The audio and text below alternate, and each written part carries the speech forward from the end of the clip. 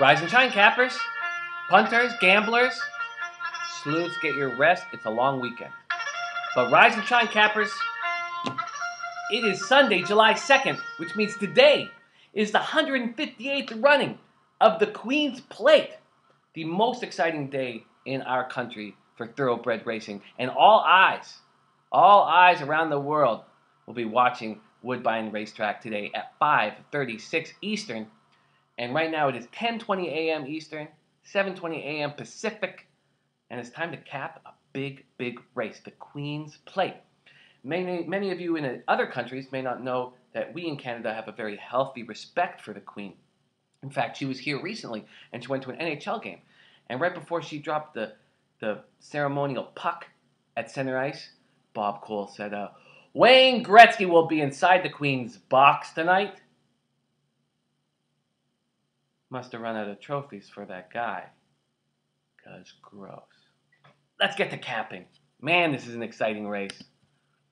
So for those of you who don't know racing well, I will be using a term often called Bayer. It's a system for rating the performance of a horse. It's just a number. The number reflects the winning time and the inherent speed of the track over which it was run. It was first used in 1975. So for example, the fastest ever Bayer recorded was by a horse named Groovy in 1987. He ran 133 Bayer. The third fastest ever was in 2004 by a horse named Ghost Zapper. Coincidentally, his daughter, Holy Helena, is the favorite in this edition of the Queen's Plate. Her fastest Bayer is 90. For those of you who know horse racing really well, had these figures existed in 1973, the Great Secretariat would have scored a 139 in the 1973 Belmont. All right, so we're going to start with the biggest favorite, and we're going to go down to the biggest long shot. The biggest favorite in this race is Ghost Zapper's daughter, Holy Helena, a filly.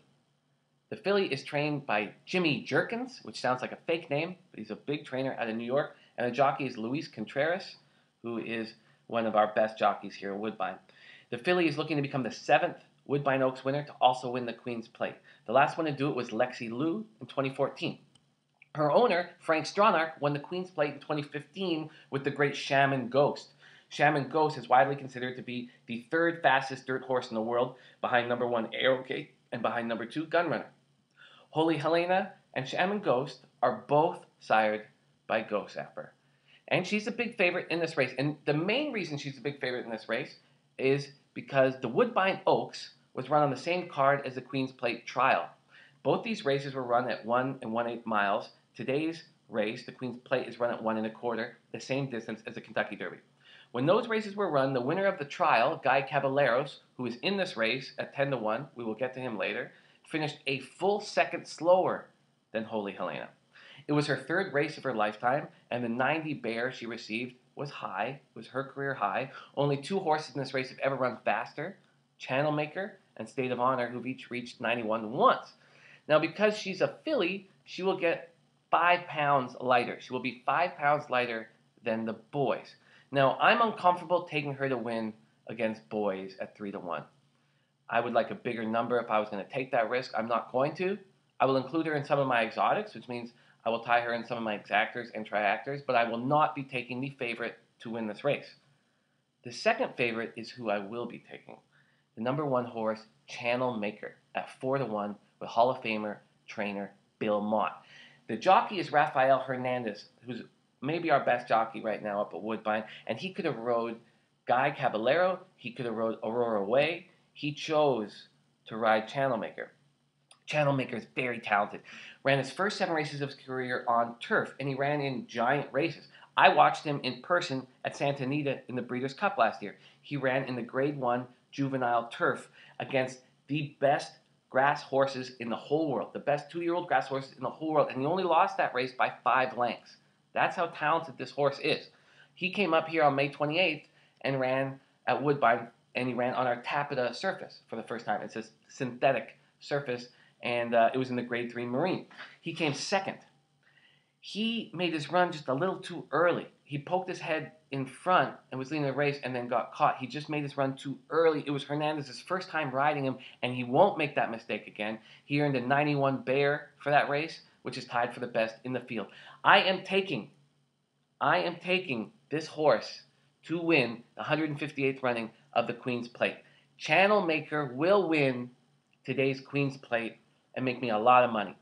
The next horse is number 6, King and His Court, at 6-1, with trainer Mark Casse, who has been a very successful trainer up at Woodbine, has moved his whole operation down to Kentucky, but he is a very, very successful trainer up here. He's got his jockey, Gary Boulanger, on King and His Court. Gary Boulanger plied his trade at Emerald Downs. I watched him many times in Seattle and in Washington State, and he was the best jockey out there, and he's now running up here at Woodbine. So King and His Court was the Canadian champion 2-year-old. He came second in the Queen's Plate trial. He ran it with an 83 Bear, which was his career high, but I think this is too tough of a group.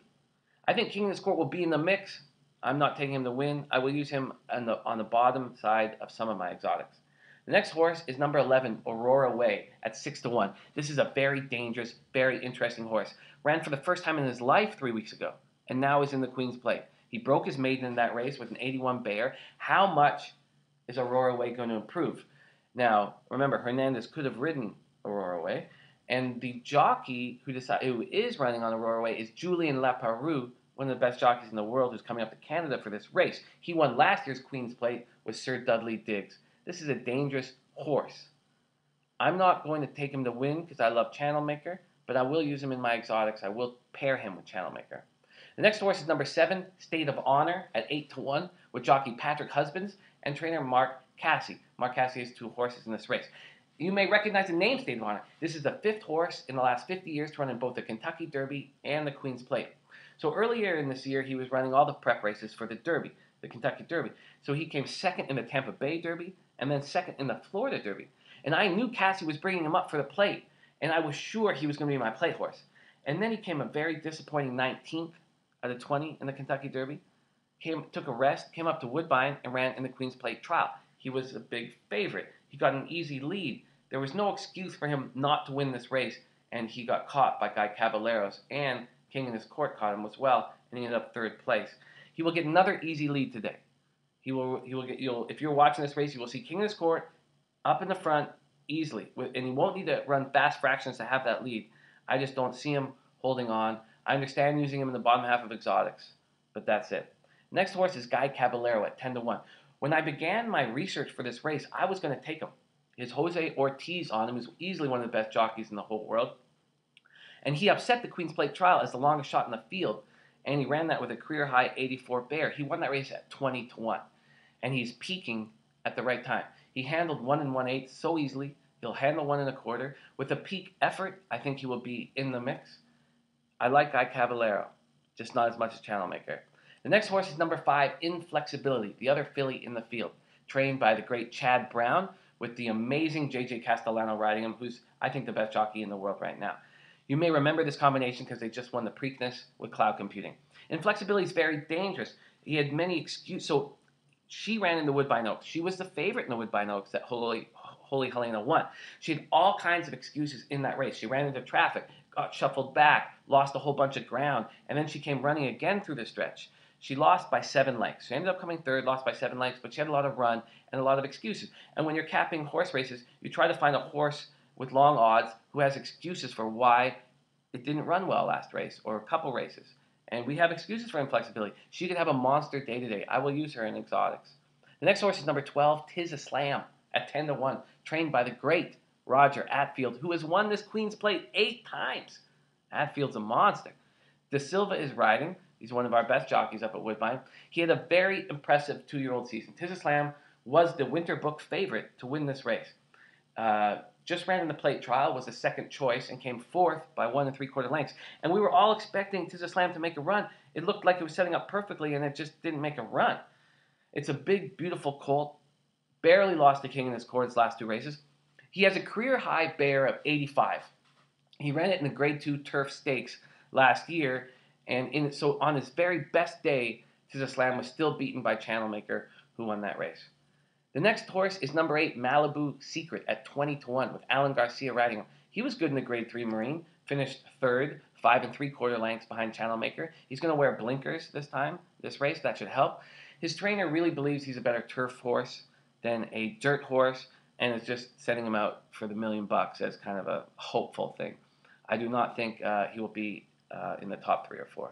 And then we have some long shots. We have the number 9 Mega Gray at 30-1. Was a distant 4th in the Marine Stakes.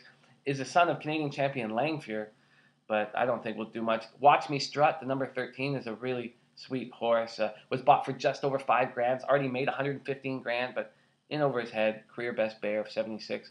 Then we have 250-1, Spirit of Caledon and Vaughn. Neither of them have a chance.